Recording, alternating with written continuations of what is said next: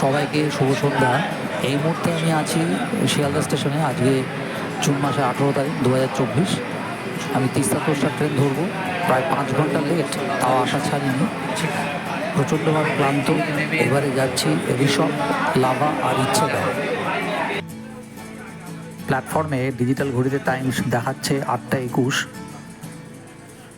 আমাদের দুপুরে ট্রেন ছাড়ার কথা, প্রায় 5 ঘন্টা লেট করলো। অবশেষে যাই হোক, ট্রেনটা ছাড়লো। আমরা 3 টায়ার এসি কোচে ছিলাম তিস্তা তোরসা। এবারে যাত্রাপথের সঙ্গী আমার মেয়ে আর আমার মিসেস। কাল সকালে কখন ট্রেন পৌঁছবে এখনও পরিষ্কার নয়। দেখা যাক আমরা কখন গিয়ে পৌঁছই এনজেপিতে।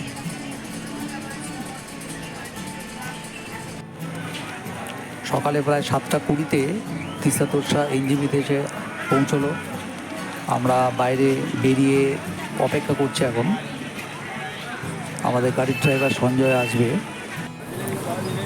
এই সঞ্জয়ের গাড়িতে আমরা উঠলাম। এখন এগিয়ে চলেছি আমরা ঋষভের দিকে। আমরা সেবক হয়ে গরুবাতান হয়ে বেরিয়ে যাব সোজা ঋষভ। এই সেই পরিচিত জঙ্গলের মধ্য দিয়ে রাস্তা।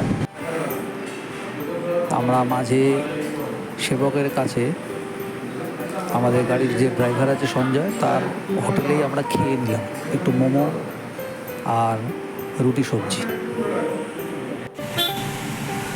এবার আমরা করোনেশন ব্রিজের ওপর দিয়ে এগোচ্ছি। উদ্দেশ্য আমাদের গরুবাথানের রাস্তা ধরবো। এই হচ্ছে করোনেশন ব্রিজের ওপর থেকে তিস্তার দৃশ্য। এখন জুন মাসের ফার্স্ট উইক, তাই তিস্তাতে কিন্তু জলের স্রোতটা মারাত্মক। এখন গাড়িটা একটু স্লো করাতে আমরা ছবিটা একটু তুলে দিচ্ছি। তিস্তার দৃশ্যটা দেখুন।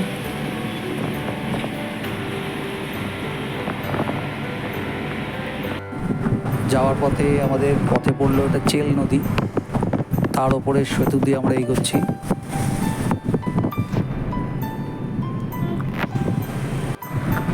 এরপরে আমাদের পথে পড়লো ঘিস নদী। ধীরে ধীরে আমরা ঋষভের কাছাকাছি চলে এসেছি লাভা হয়ে। মাঝে বৃষ্টিও শুরু হয়ে গেল। এক অদ্ভুত দৃশ্য। এই বর্ষাকালে পাহাড়ের দৃশ্য খুব সুন্দর।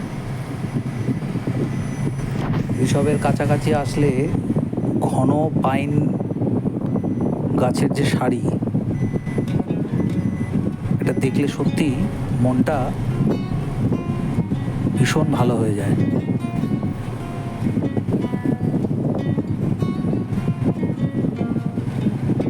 ঋষভের উচ্চতা 8500 ফুট।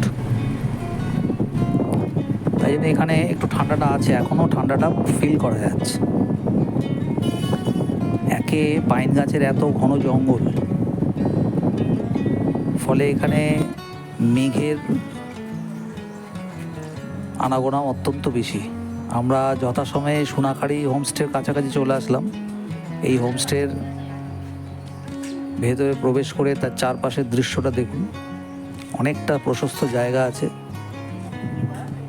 দূরে রোজডেল ইন, ওটা একটু লাক্সারিয়াস হোমস্টে, ওটাও আছে দেখা যাচ্ছে। এটা হচ্ছে ডাইনিং হলটা, পাশেই কিচেন আছে।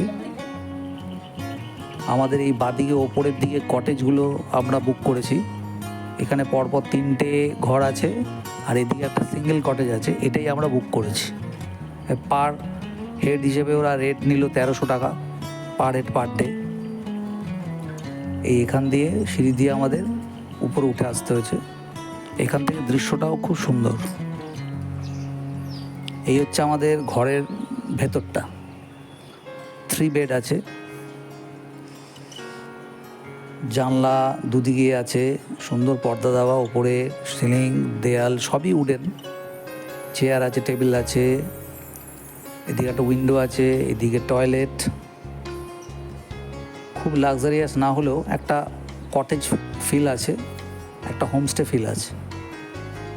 এই হচ্ছে বারান্দাটা, দরজা দিয়ে বেরিয়ে এখান থেকে দৃশ্যটা সুন্দর লাগে আমাদের। এবার আমরা চলে আসলাম ডাইনিংয়ে আমাদের লাঞ্চ করতে। লাঞ্চে আজ কী দিয়েছে একবার দেখে নিই। এখান থেকে বাইরের দৃশ্যটাও দেখা যায়, প্রচুর গাছপালা। আমাদের লাঞ্চে ভাত আছে, ভাজা আছে, একটা তরকারি আছে, ডাল আছে, পাঁপড় ভাজা আছে আর এগ কারি। এই দিয়ে জমিয়ে আমরা একটু লাঞ্চ করে নিলাম, খুব সুন্দর রান্না কোয়ালিটি।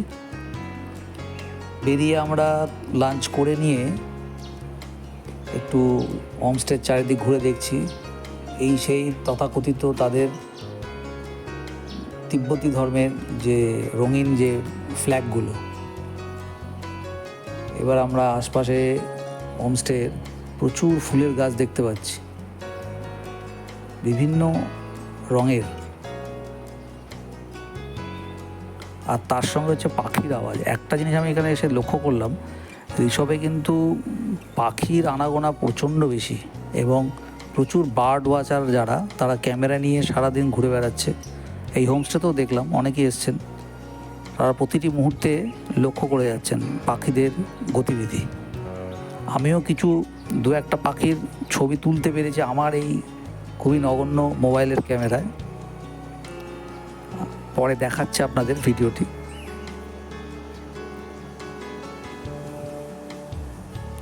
যেদিকে তাকাচ্ছি বিভিন্ন রকম ফুল।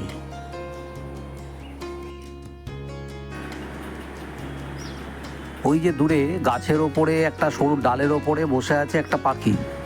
দূর থেকে তুলেছি ছবিটা, কিন্তু পাখিটাকে পরিষ্কার বোঝা যাচ্ছে না আমার ক্যামেরায়। অ্যাকচুয়ালি ওটা পুরো নীল রঙের পাখিটা। হোমস্টের কাছে দেখুন ফুলের মধু খাচ্ছে আরেকটি পাখি, কালারফুল খুব। যথারীতি সন্ধে ঘনিয়ে আসলো, হোমস্টের বাইরেটা দেখুন কি সুন্দর আলো দিয়ে সাজানো, আর বিভিন্ন ঝিঝি পোকার ডাকে একটা অদ্ভুত একটা মনোরম পরিবেশ তৈরি করেছে।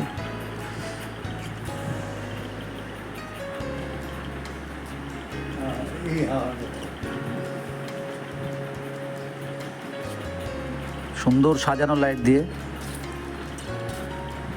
সন্ধে ঘনিয়ে আসছে, এবার আমাদের স্ন্যাক্স দেবে।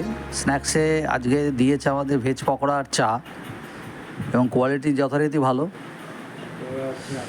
খেয়ে নিয়ে আমরা একটু বাইরে আবার একটু ঘুরলাম। হোমস্টের বাইরে দেখুন বেরিয়ে এই ঝিঝি পোকার আওয়াজটা শুনুন, একটা অদ্ভুত একটা যেন মিউজিক ইনস্ট্রুমেন্ট কিছু বাজছে। রাত হয়ে এসছে, এবার আমাদের ডিনারের সময় হয়ে আসলো। দেখা যাক ডিনারে কি পাওয়া যায় আজকে। ডিনারে গিয়ে পেলাম আমরা রুটি, সবজি, চিকেন কষা। Good morning. আজকে ঋষভের দ্বিতীয় দিন। সকালে শুধু ঘুম ভেঙে গেল আমাদের বিভিন্ন পাখির ডাকে। একবার শুনতে থাকুন।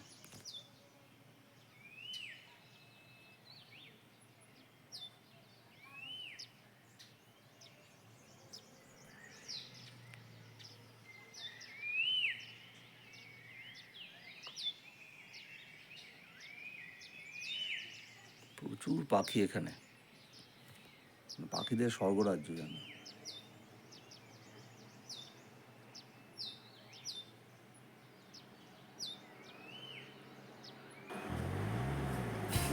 এরপরে আমরা ব্রেকফাস্ট করে নিয়ে বেরিয়ে যাব সাইট সিনে। লাভা মনেস্ট্রি প্রথমে যাব।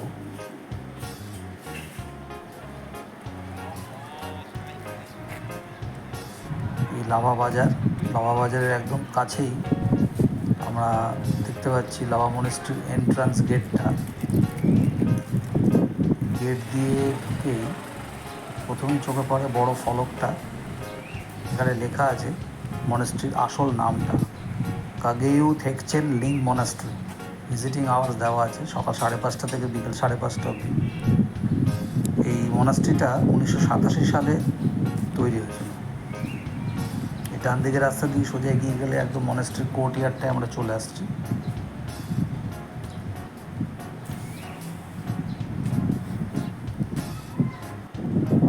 কোর্টইয়ার্ডে এসে এখানে আমরা একজন মঙ্ককে দেখতে পাচ্ছি আর দুজন ছাত্র। এরা খুব বেশি কথা বলে না কারোর সঙ্গে। কোর্টিয়ার্ড থেকে আমরা দূরে লাভা শহরটা দেখতে পাচ্ছি, সঙ্গে পাইন ফরেস্ট এবং মেঘ।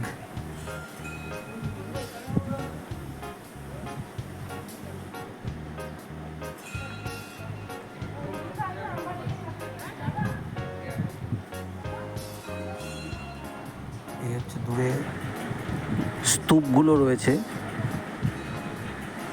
বাদিক দিয়ে একটা সিঁড়ি আছে, মনাস্ট্রির পাশ দিয়ে ওপরে যাওয়া যায়।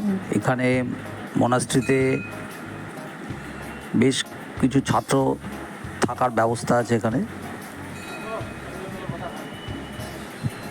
পাশেই যে আরেকটি উপাসনা কক্ষ আছে, এর ভিতরে আমরা ঢুকছি এখন। এখানে দুটো জপ মন্ত্রের মডেল আছে বড়। ভেতরটা খুব কালারফুল, এমনকি ছাদটাও দেখুন সুন্দরভাবে সাজানো।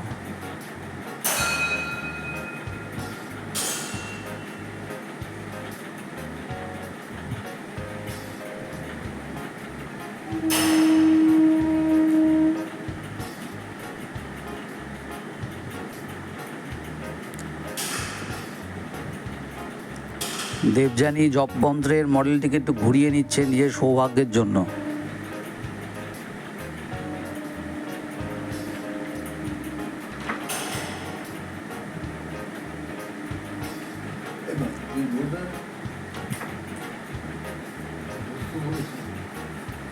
আমিও একটু জপমন্ত্রটা ঘুরিয়ে নিলাম।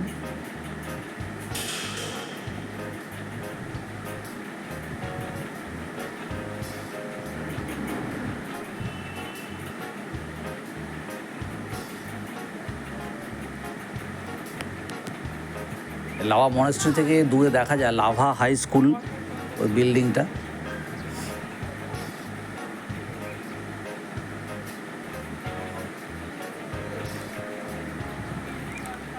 এরপর আমরা লাভা মনাস্ট্রি থেকে আমরা এগিয়ে চলাম লাভা ভিউ পয়েন্টের দিকে। এই আমরা লাভা ভিউ পয়েন্টে এসে এখানে এসে আমরা দেখতে পাচ্ছি মেঘের ঘনঘটা আর প্রচুর পাইন গাছ। অ্যাকচুয়ালি ডান দিকে ওপরের দিকে রয়েছে পাইন ফরেস্ট, এর ভেতরে ওয়েস্ট বেঙ্গল ট্যুরিজমের কটেজগুলো রয়েছে। ওখানেও অনেকে এসে থাকেন ট্যুরিস্টরা, আগে থেকে বুক করে আসতে হয়। জায়গাটা খুবই নিরিবিলি। লাভা ভিউ পয়েন্টের পর আমরা এবার এগিয়ে চললাম আমরা হোমস্টের দিকে। মাঝখানে আমরা ঋষভের পাইন ফরেস্টও একটু ঘুরে নেব। এই আমরা ঋষভের পাইন ফরেস্টে চলে এসেছি। এখানে আরও গভীর পাইন ফরেস্টটা, প্রচণ্ড এই জায়গাটা ঠান্ডা, কারণ এখানে সূর্যের আলো প্রায় পৌঁছয় না, এত ঘন এই পাইন ফরেস্ট। দেখুন আপনার পাইন ফরেস্ট আমরা ঘুরে নিয়ে এগিয়ে চললাম এবার সোনাখালি হোমস্টের দিকে। তার আগে আমরা একটু এগিয়ে গিয়ে বেশ কিছু হোমস্টে আছে, ওই জায়গাটা একটু ঘুরে নিচ্ছি। এখানে আই লাভ ঋষভের ফটো সেশনের জায়গাও আছে। বাদিকে দেখলাম আমরা প্লাস্টিক যে বটলস বা প্যাকেট যা কিছু তার ডাস্টবিনটা এখানে কালেক্ট করে রাখা হয়েছে ডাস্টবিনে।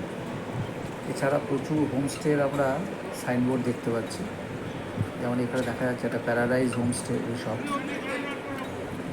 Grand view homestay, lovely homestay, Sylvan homestay, তারপর রয়েছে ড্রিম হার্ট,